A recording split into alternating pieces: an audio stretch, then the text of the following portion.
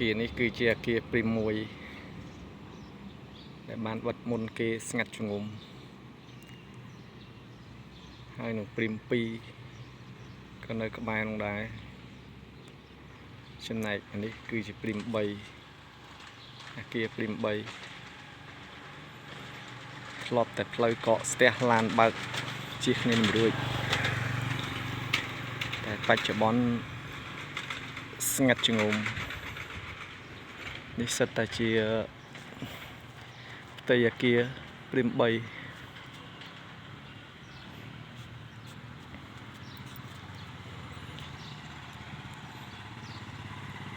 ហើយ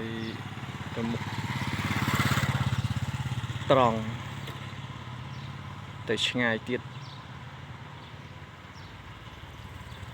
មានច្រកចូលអគារព្រីម4និងព្រីម5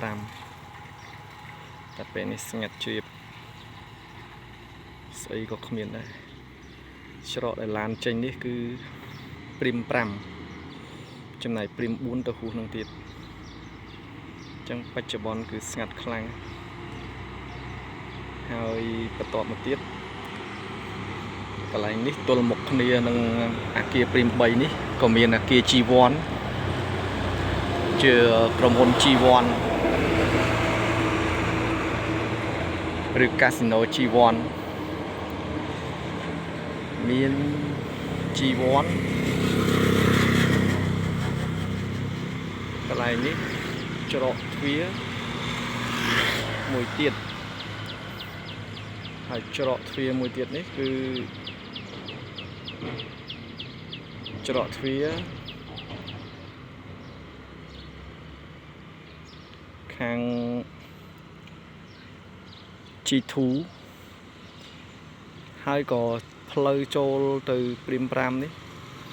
ក៏ចូលទៅ G3 ដែរអញ្ចឹងតកតងនឹងតំបន់នេះស្ងាត់ខ្លាំងស្ងាត់រហូត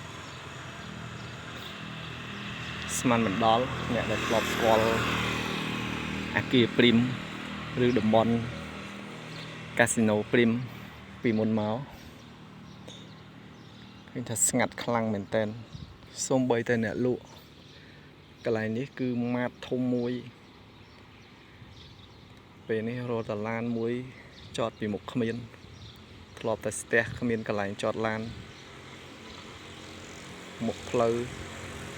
ដើរមិនរួចជៀសគ្នាមិនបានឥឡូវស្អីក៏គ្មានដែរសេដ្ឋកិច្ចជាប់គាំងមិនថាជាអ្នករស់ស៊ីសូម្បីតែប្រជាពលរដ្ឋធម្មតាក៏ពិបាកនឹងរស់ស៊ីលក់ដូរប្រកបកិច្ចការងារផ្សេងៗដែរ